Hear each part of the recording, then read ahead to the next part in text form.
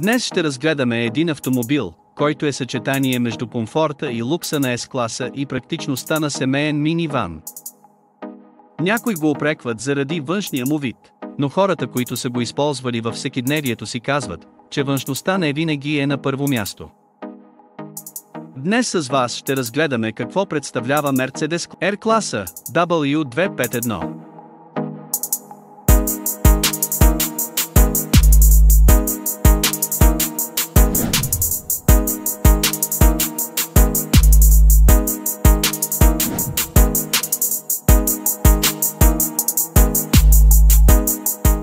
Модела се произвежда от 2005 до 2014 година, като през 2009 претърпява фейслифт. Модела се предлага с 4 бензинови и 1 дизелов двигател.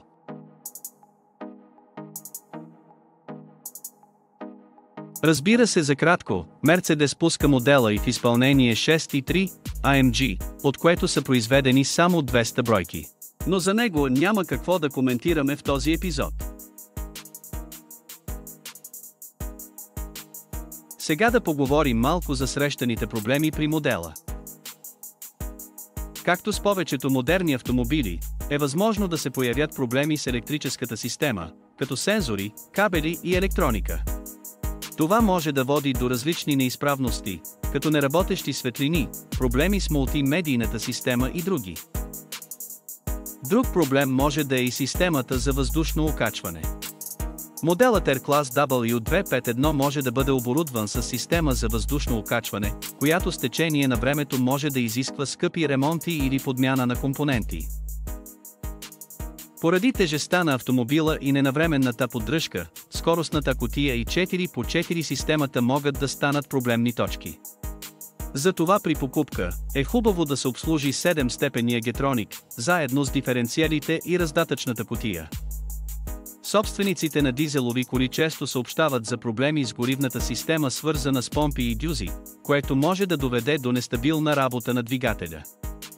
Като цяло модела ползва старите и доказани мотори на марката и голяма част от тях са изключително надежни. Мотора, OM642 е останал във времето като един от добрите двигатели и при него трябва да се внимава за нормалните за един дизел неща – DPF, дюзи, турбина. При адекватна поддръжка и качествено гориво може да изкара доста дълъг пробег без сериозни проблеми. Модела се предлага и с легендарния бензинов мотор M113, 5000 кубиковия бензинов двигател е известен със здравината си и предлага достатъчно мощност със своите 306 коня. Моторът е оборудван с по 2 свещи на цилиндър, което прави общо 16 броя. Главни проблеми при него създават точно те, заедно с 8-те бобини, така че ако усетите неравномерен празен ход или лошо ускорение, първо проверете тях, както и дебитомера или дросел клапата. След фейслифта през 2009, моделът R500 се оборудва с двигател M273, той е 5500 кубиков и предлага мощност от 388 коня. С него автомобила става наистина пъргав, с ускорение от 0 до 100 за 6,3 секунди. Другият бензинов мотор, M272, който се среща при моделите R300 и R350, може да кажем, че е доста по-проблемен от останалите бензинови варианти.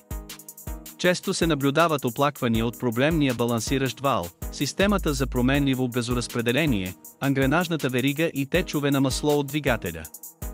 Ако все пак търсите такъв мотор, гледайте да е след фейслифта на модела, където са отстранени повечето проблеми.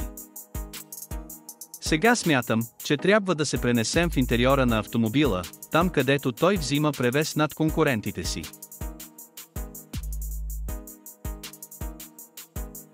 Веднага с влизането забелязваме обема. Колата е наистина голяма, но за жалост няма и помен от масивността и качеството на предходните модели от марката. Материалите са евтини и лесно се захабяват, но все пак се срещат и запазени екземпляри. Модела може да се намери с 6 или 7 места в зависимост от това как е конфигуриран. Задния ред седалки не би бил особено комфортен за възрастни хора, но за деца е просто перфектен.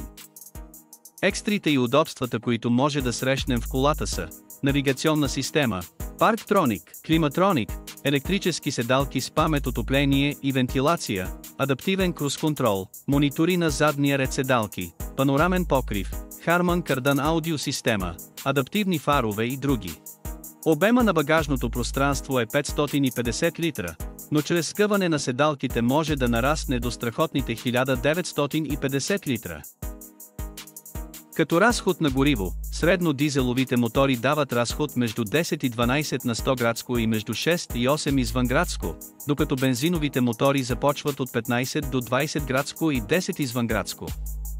Всички бензинови мотори подлежат на поставяне на газови системи, но от опит ви казвам, за инсталиране на газов инжекцион се доверявайте само на хора с добри познания по марката. Сега нека се повозим малко и да видим как се представя при шофиране.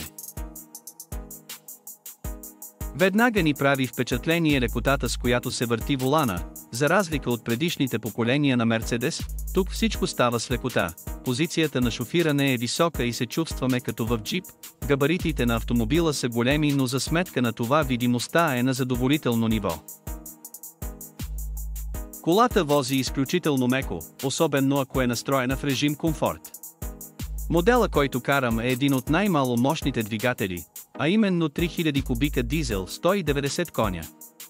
Колата има прилична динамика, но се усеща, че мощността е малко за теглото на този кораб, така че ако сте свикнали нещата да се случват бързо, по-добре се придържайте към моделите с повече мощност.